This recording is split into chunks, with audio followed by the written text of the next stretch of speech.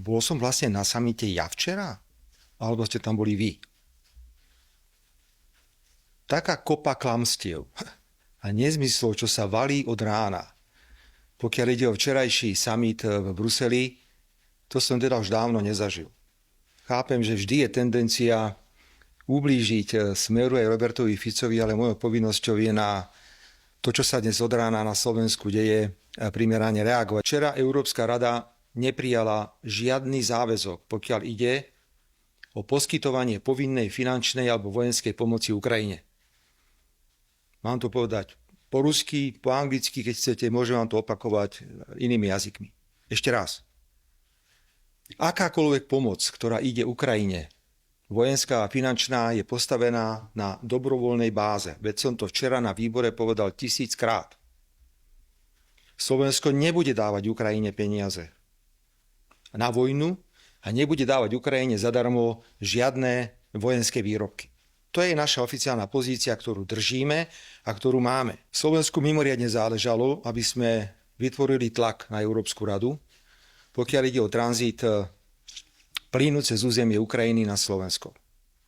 A potom ďalej do západnej Európy. Tá téma je dostatočne známa. Viete, boli krajiny, a to musím potvrdiť včera, ktoré výrazne bojovali proti tomu, aby takáto zmienka v tých záveroch bola. A bojovali preto, lebo vedia všetci, že Ukrajinci nakupujú ruský plyn. To je prvý základný prúser, ktorý máme, taký ten morálny. Nám to zakazujú robiť, ale Ukrajinci to robiť môžu. A po druhé si uvedomujú, že zastavenie toku plynu z východu na západ spôsobilo prudký nárast cien plynu na európskom trhu. A máme fakt vo vnútri Európy pomerne vážny problém, pretože Ukrajina odsáva ten európsky plyn smerom na východ, čo je pre Európsku úniu pomerne vážny problém. Na výbore pre európske záležitosti som povedal, potrebujeme mandát, potrebujeme počuť od Európskej rady, že toto je problém a že tento problém sa musí riešiť.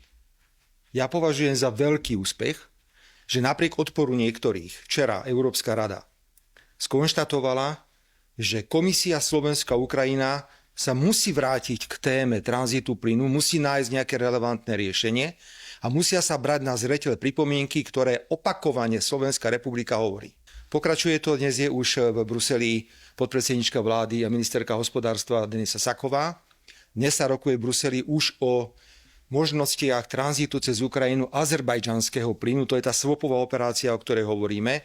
Preto v súlade s včerajším rozhodnutím výboru pre európske záležitosti, ktorý bol ráno v slovenskom parlamente, som, keďže nám prešli tieto veci okolo tranzitu, povedal, ja nebudem brániť, aby kto chce posielať peniaze, nech posiela. Slovensko sa nezaviazalo k ničomu. Je to hrubé klamstvo, ak niekto takéto niečo šíri. Druhá časť obrany schopnosť, dámy a páni, poprvé. Ak sa budeme baviť o výdavkoch na obranu, tak sa nebudú započítavať do paktu rastu a stability. Však to je brutálne víťazstvo.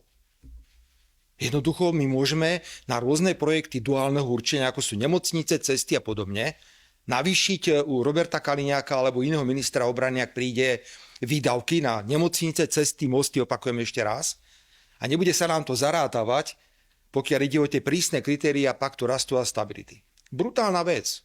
Idem ďalej. Bude flexibilita, pokiaľ ide o používanie európskych fondov. Veď veľa krajín má problém s riešením a čerpaním európskych fondov. No tak ak niekto povie, že môžete to používať na projekty duálneho určenia, prečo by sme si nepostavili nemocnicu za kohézne peniaze? S radosťou, brutálny úspech. Ďalej je tam zakomponovanie EIBčky, zakomponovanie súkromného sektoru a ďalších vecí, pretože Európska únia hovorí, nuž, ak tí naši kamaráti Američania nebudú pri nás, tak si budeme musieť poradiť sami a musíme sa dohodnúť, aké budú spoločné nákupy, lebo sa dnes zbytočne vyhadzujú peniaze. Je obrovské množstvo systémov, napríklad protizdušnej obrany, bol by dobrý jeden pre celú Európsku úniu. To je vec efektivity. Ak má Európska únia pokračovať ďalej, tak si myslím, že toto je cesta. Takže za toto bez akýchkoľvek problémov zahlasovalo 27 členských štátov Európskej únie. Tak prosím, prihláste sa niekto, kto ste tu a povedzte mi, v čom som oklamal, v čom som nedržal mandát Výboru pre európske záležitosti, ktorý bol včera schválený. Aké peniaze ideme dať Ukrajine, my, Slováci? Aké zbranie ideme dať? Nič. Nula, ako obyčajne. Patrím však medzi politikov, ktorí sa snažia zabojovať za naše záujmy a ideme sa k tomu už vracať 35. krát. Mne to vytvára obrovské možnosti tlačiť na Ukrajinu aj na Európsku komisiu, teraz pokiaľ ide o tranzit plynu a ja verím, že príde opäť obdobie, možno to bude aj súčasť dohôd, že Slovensko bude mať opäť možnosť čerpať veľké zdroje, pokiaľ ide o tranzitné poplatky za plyn, ktorý by išiel z východu na západ.